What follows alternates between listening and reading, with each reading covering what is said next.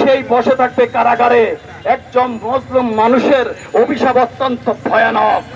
দেখেছেন 16 বছরের নির্যাতন, আমাদের কান্না, আমাদের অভিশাপে ঠিকই কিন্তু স্বৈরাচার পালিয়েছে।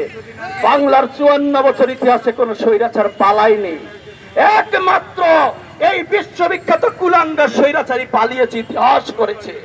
আপনারা ভুলে যাবেন না, এদেশের মানুষের রক্ত দিতে জানে, এদেশের মানুষের ন্যায্য অধিকার নিতে জানে।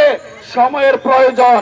যদি ইতিহাস হয়ে থাকতে চান, জনগণের আস্থায় অন্তরে ঠাঁই নিতে চান, সত্যিকার অর্থে আমরা বলবো এই বিডিআর হত্যাকাণ্ডের সুষ্ঠু বিচার চাই, সাগর রুনির সুষ্ঠু বিচার চাই, সেই হেফাজতের মামলা, হেফাজতে যাদেরকে হত্যা করেছিল তাদের ন্যায্য বিচার চাই।